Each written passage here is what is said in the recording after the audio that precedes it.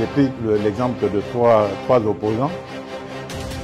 J'ai commencé par Martin Fayoulou. Je dis, mais il n'a jamais reconnu les résultats des dernières élections. Comment est-ce qu'il acceptera ma main tendue?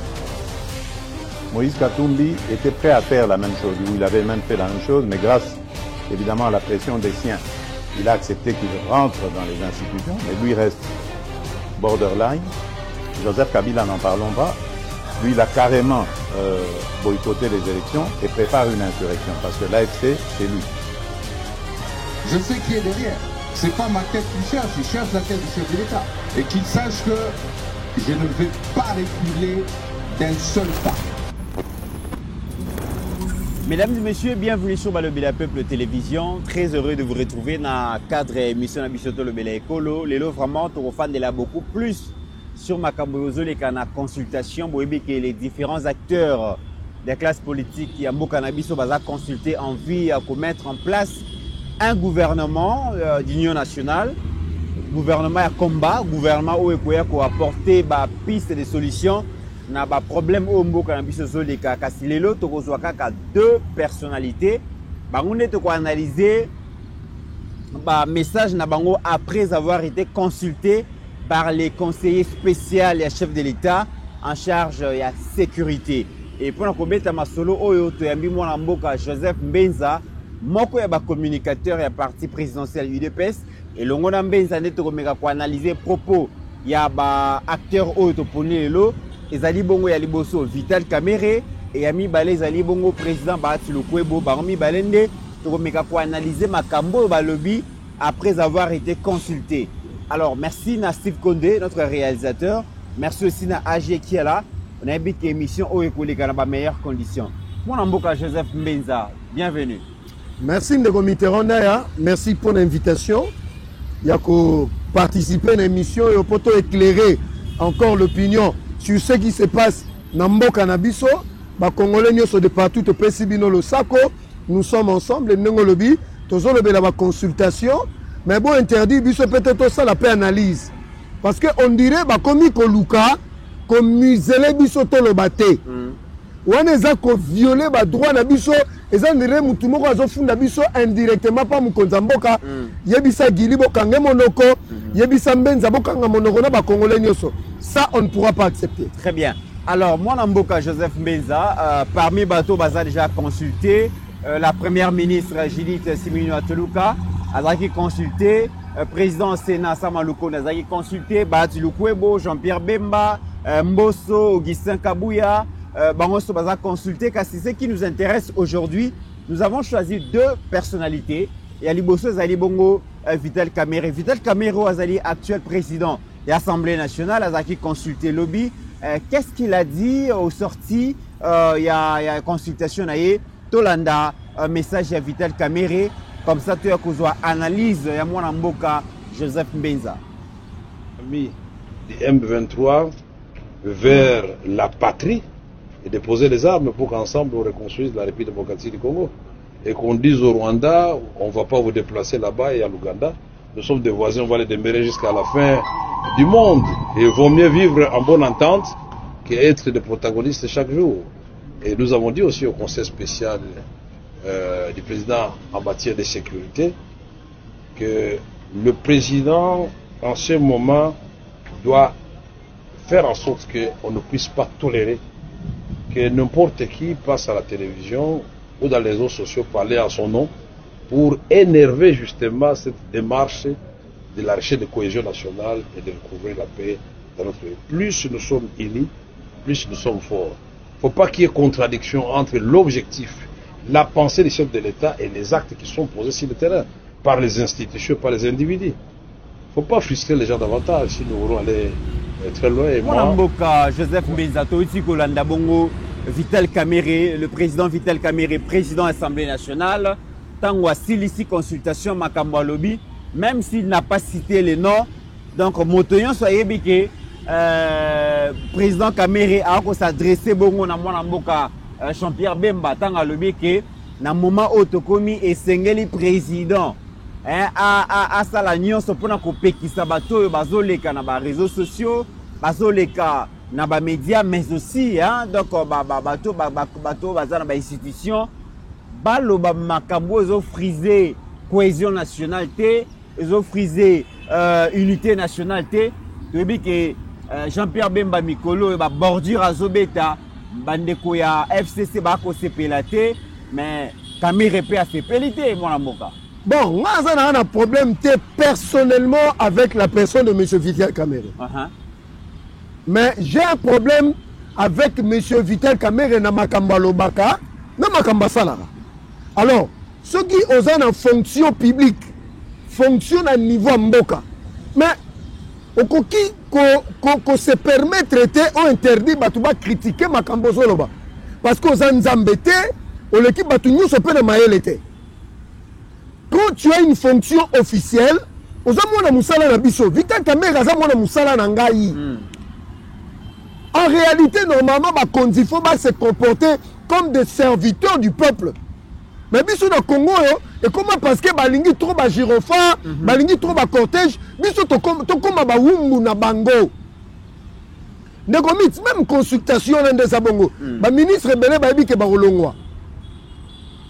Parce que le président a fungoli cop. Tout le monde dans le langage bakinois. Et ça cop thème, bon comprendre style nazo go utiliser. OK. Mais bango e belé ne baza bango ba yebi que ba côté ba parti politique na bango e belé ko kita. Parce que na bula mukonza mboka eza suma kamba ba kotate. Maintenant to ke na consultation de comité.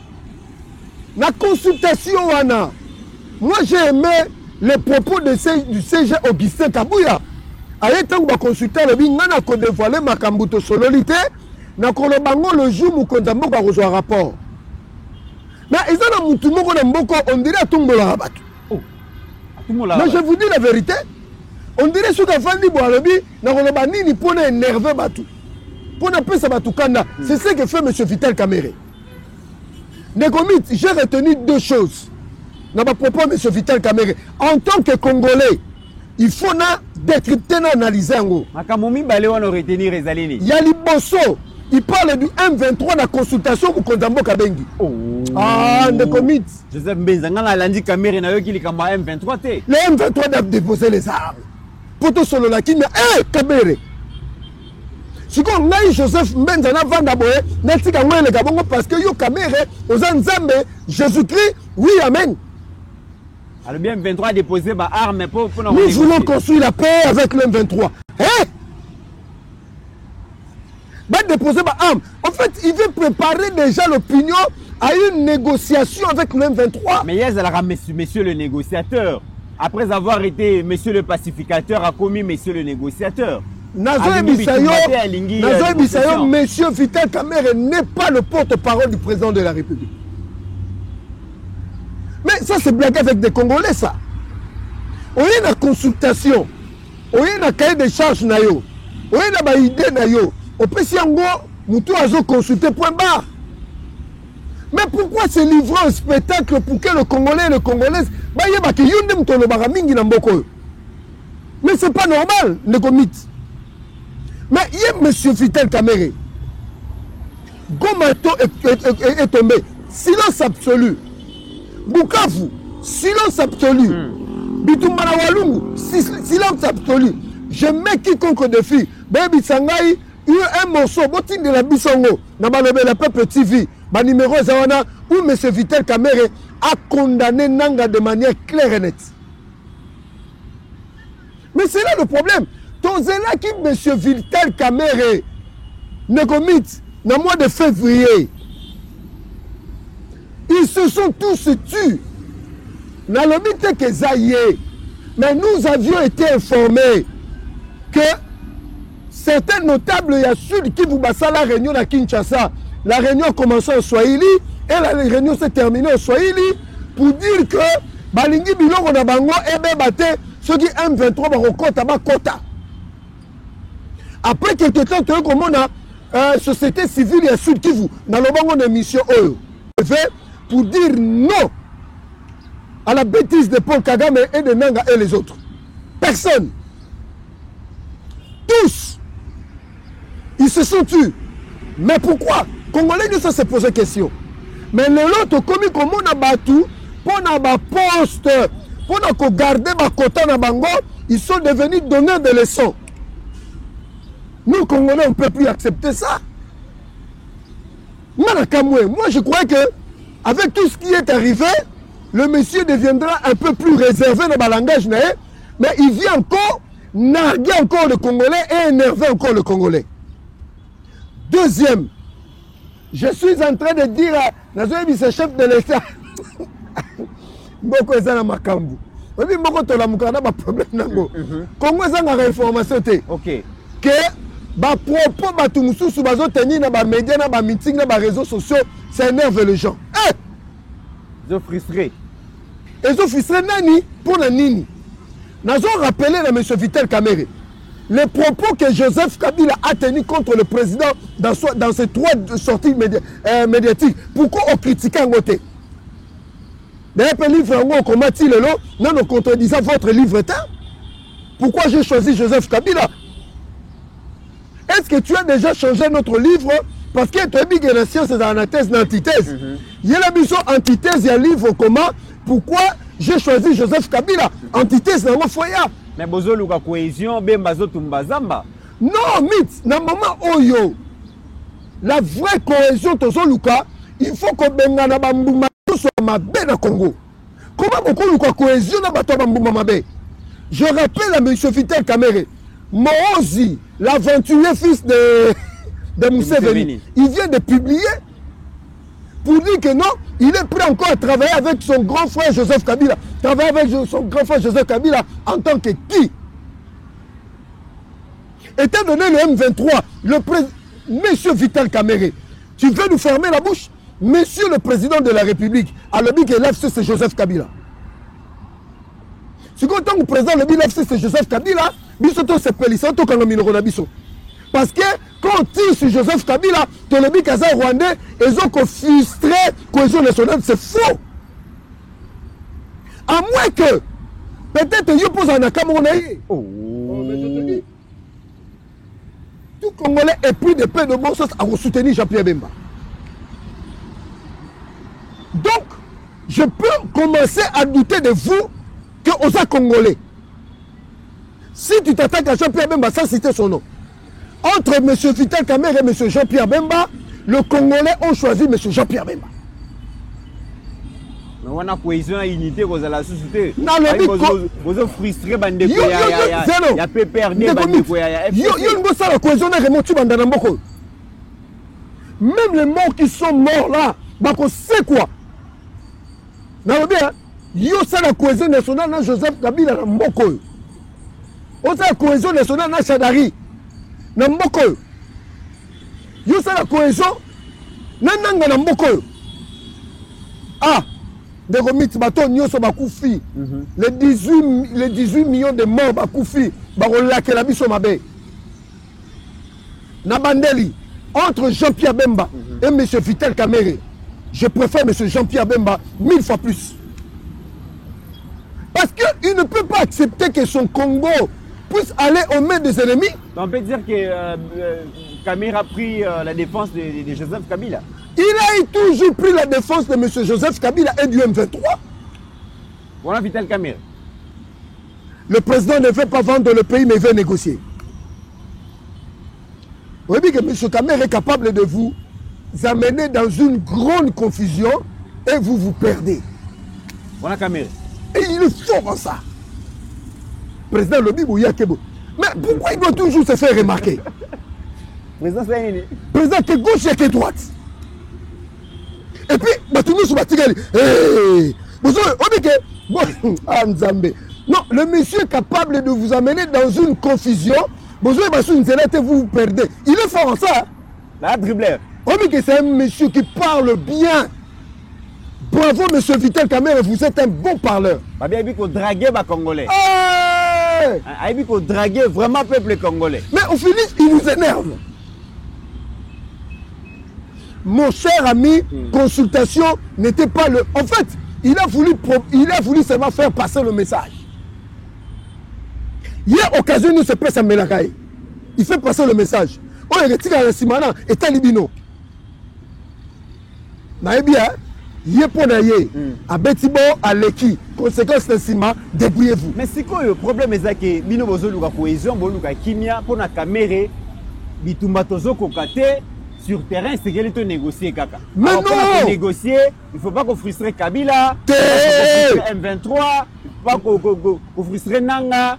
Il faut créer un climat de paix et qu'on permettre que tout solo là. Donc, M. Kamere s'oppose au Ouazalène de selon l'analyse, selon le raisonnement.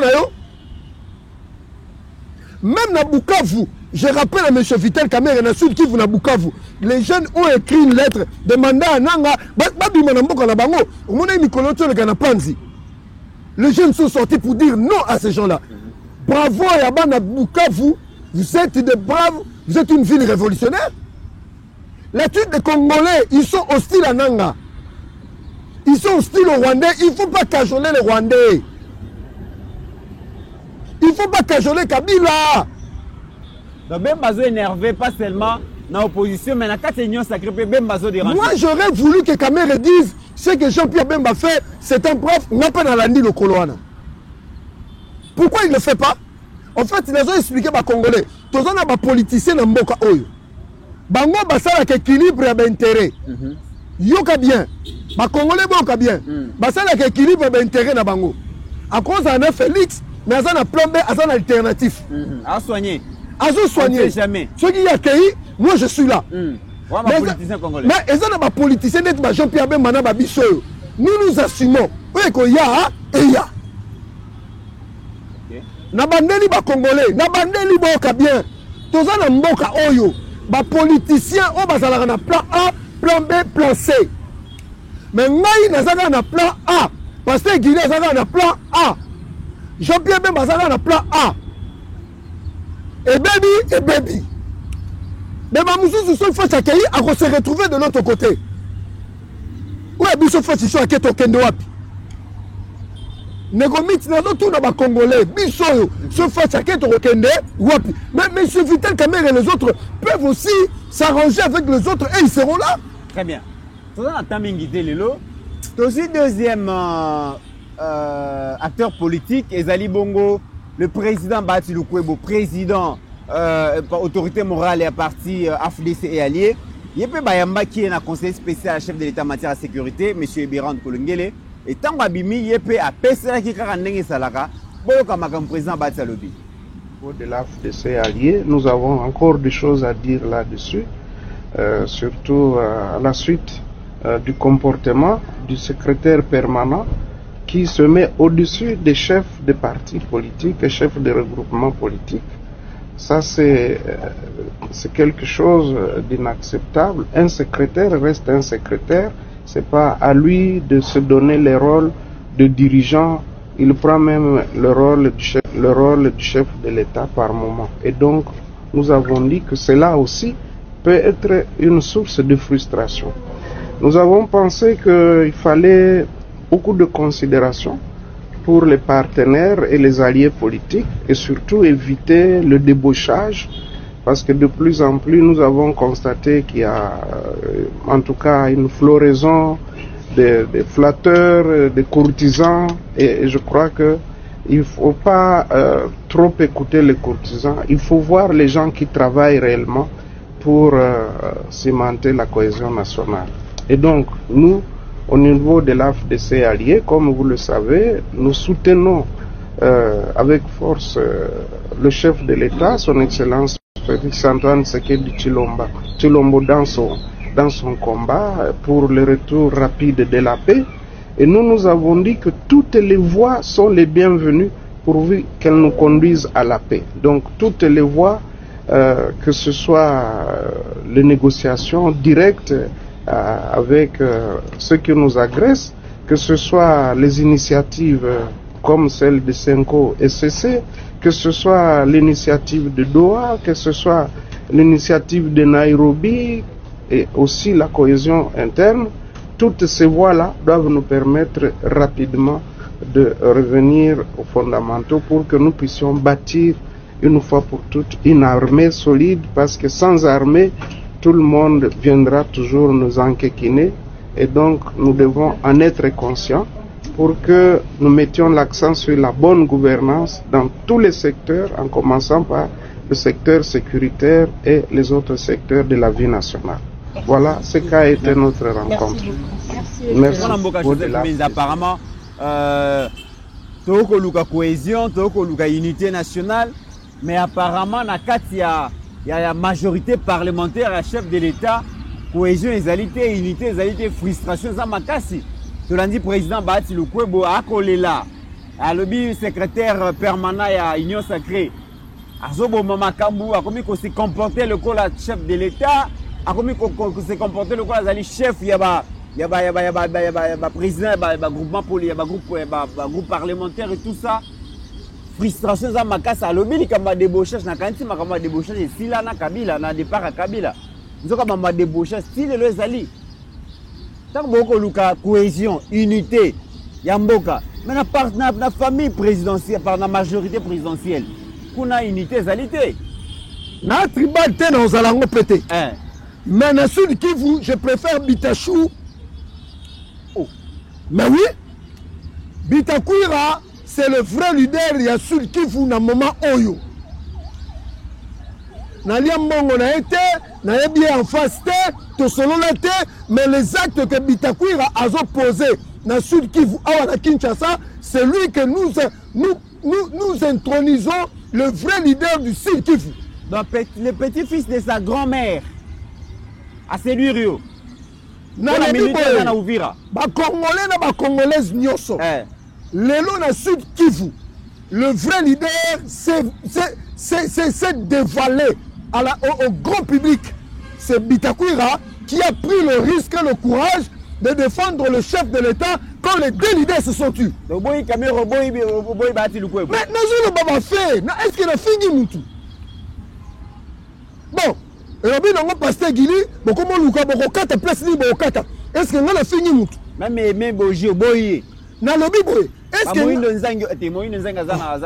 je pèse bien mes mots. Est-ce qu'il y a lobby ma bé? Est-ce qu'il y a fini Moutou? Est-ce qu'il y a diffamé? Bitachou, le vrai leader à Sud Kivu, qu'on est à Aimé Bonji, qu'on est à Bahati Lukwebo, qu'on est à Vital Kamerhe. Nana lingi, nana zo débauché ba député à Bahati Lukwebo. Vieux, ba nyokola ele sous Kabila. Sous Fachili sous bolingo nyokola e. Mythe. Bobo toleli sous député na e. Nga eza makama mboka. Je ne suis ndeko mythe. Tala, au monde na moment. Et ça moment le baba géopolitique, ma pas politique. A dépenser la ngombongo pas comme na pas politique a commis nango. Abunda bitumba, il y a démocratie. Parce que politique est allée qui a moitié de nombre. Mythe, au monde ngane na zaboye. Nazo le bela nation, nazo le bela mboka. Tozwa qui engagement devant la République. Moto nyuso à côté de ma pas défendre la République, yende to robete na maboko. Na ko bete la batole musu maboko ta. Bongo vie ba ta défendre mboka te. Ngai ezangam na lobby. Oya za pe na précession est allié. Mais makam na bango bazolo bawana, na nazo mona zo ko cadrer na ngote na aspiration peuple. Nekomit. Heureusement, les deux leaders sont du Sud Kivu. Côté la bango kuna quand ta popularité za ko kita, muta consulter, c'est Bitakwira aujourd'hui, c'est l'homme fort du Sud Kivu. Il a pris le courage de prendre son avion à quitter le Sud Kivu, à Kena Uvira, à Tamboli Makolo, dans la zone de combat. Quand s'attaque à Mbata, on est talingate, Makam Nabino. Pas débauché, et Talibino, Makam Nabino. Oh, il faut tenir compte de la géopolitique. Il faut tenir compte de la période de crise. Il faut tenir compte de la géopolitique. Il faut que la géopolitique est alliée. Mais Ngaï a constaté que Bitakwira est descendu à Uvira, dans la zone de combat, dans la ligne de front. À quelque galvaniser le peuple. Il y a un moment où Moukontamboka à reconnaître que non, le représentant de Ouazalé dans le Sud Kivu. Le reste, c'est de la politique, des intérêts, il y a famille politique, il y a Yemoko. Où tu as rappelé l'homme qu'il faut la place qu'il faut. Vieux Bahati a roulé la image à Kinshasa. Kinshasa, CG, Kabuya. Na compte à UDPS à présenter Bumba. Vieux Bahati a l'élé à image à Kinshasa. Donc, pour monsieur Bahati Lukwebo, ma consultation, il faut s'attaquer sur la Bumba. Mais est-ce que ma ville est Kinshasa Aza deuxième vice-président de l'Assemblée nationale. Qu'est-ce qui lui manque? Il y a Sénat. Qu'est-ce qui lui manque? À son cortège, à que le monde a Daniel Bumba. Maintenant, pour le monde a Daniel Bumba. Non, c'est-à-dire que non, si tu as besoin d'avoir des informations, allez voir Bumba, ce n'est pas sur le... Tout ça, on a posté l'information, tout le monde a posté Joseph Mbeza. Tout a posté tout le monde a que ville à Kinshasa, ils allaient gérer. Ils allaient administrer. On a cadre de consultation. Donc, ce que je Bumba, c'est hier, il faut affronter, il faut résoudre le problème, il y a front militaire, la front sociale aussi. Parce que social fait ça, pas problème. Mais ne commit. Crise des arts sécuritaires, c'est les appels sociaux. Ne commit. Si quand on a bêta, ma solo est à compétence, si ma ministre, mon comment a laissé un pouvoir. Depuis M. Bat, il a pouvoir. Tout s'est lancé défi. Parce que quand tu tires les autres sur les autres, aux autres tirer sur Daniel Bumba, mais il n'y a pas plus de son là. Qu'est-ce qu'il y a de Daniel Bumba dans ma consultation? Et c'est échappatoire, papa. Le vrai problème, hein, c'est que COP Nabino, c'est que Lukabakota Nabino, c'est que préserver l'intérêt Nabino. Quand les intérêts de la République sont menacés, bon, le bâté. Est-ce que dans le bimabé, est-ce que dans fini mout? Ne remet question, monsieur Zassou Batouana. Ma question est Ali. Il y a un lobby. Daniel Bumba, Assemblée provinciale, qui ne traiter problème. Très bien. Nabandeli. Assemblée provinciale, qui ne traiter problème. Rapporteur Moutaf DC. Donc, comme il y a Souka Castos, Mbalamoro, sujet Souka Oyo, partenariat, coopération militaire entre Afrique du Sud et la République démocratique du Congo, Avino et Zalini. Naebisaki Batou. Naebisaki Batou, Batou, comprendre que ma solo n'engezo kende. Batou passade ke Robima. On est dans un cadre multilatéral. Mais dans un bilatéral, RDC en Afrique du Sud, on va mettre en Anzoto. Parce que les Alikambaba Bantou. Ramaphosa le bango même parlement ne baloba tokoki kotika RDCT. Mais apparemment Afrique du Sud les ali bastion et opposition. Mais Joseph Kabila paie moi Joseph Kabila vient de subir un revers, un échec total. Ramaphosa a bissé causé le roté. Joseph Kabila a été basé en Afrique du Sud pour empêcher l'intervention militaire d'Afrique du Sud. Le Lozap. Le Lozap. La ministre de la Défense Afrique du Sud, Azawa. Mais quand je peux même bâtir sur Kabila, mais il y a quelqu'un qui le défend ici à Kinshasa. Je viens de te consulter par le conseiller spécial du président de la République. Alors, la cohésion nationale, les réseaux sociaux. Je rappelle maintenant que consultation. Joseph Kabila a tenu comme le Binkuna, Afrique du Sud, Abimana Marambagera, Congo. Et c'est Joseph Kabila. Mais moi, en Boka, comme vraiment dans la émission, tant déjà Bino Bozo Luka ko séduire les États-Unis dans la minerie à Congo contre la sécurité. Mais en même temps, en Afrique du Sud, qu'on réchauffe la coopération militaire où existera déjà. Bozo mon attaque bozo frustré aux États-Unis déjà bien Afrique du Sud bazo au Canada. Na makama ba intérêt. Ba camarade ba ça l'a raté bindemi ça l'a raté. Ba aussi ko expulser ambassadeur sud-africain aux États-Unis. Il y a un problème entre Afrique du Sud et les États-Unis. Mam nabi so mamsusu Afrique du Sud ama mamsusu. Quand pesant en Nengoana, les États-Unis ont des intérêts aujourd'hui ouverts avec les RDC. Et l'Afrique du Sud, Afrique du Sud, elle a déjà dans Katanga, là-bas. Ivanoa Mining. Elle a déjà. Et qu'on dérange. Et qu'on dérange dans le côté. Les Américains vont faire la zone de Bango. Pour nous, pour l'Afrique du Sud, Angola, Angola peut faire l'intérêt, ma casse. Égypte, Azali. Quel corridor à l'obito. Angola peut encore dans la carte. Ok. Mais tout ça peut avoir intérêt gazier pétrolier dans le monde en Angola.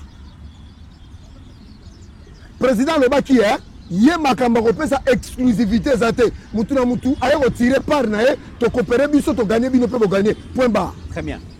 Mesdames et messieurs, tu as souka émission. Vraiment, mon Mboka Joseph Mbeza qui pour na ma candidature par rapport à la consultation Mikolo Bomonika qui tout avons en phase de consultation qui est malamu, tu es que Kalaming de aussi la gouvernement ya Sikekobima, tu es babanani bakozala wana. Mon Amboka, merci beaucoup. Merci à vous. Merci à Steve Kondé, merci à AG Kiala pour la réalisation de cette émission. De Tokutani Mikolo Mikoya.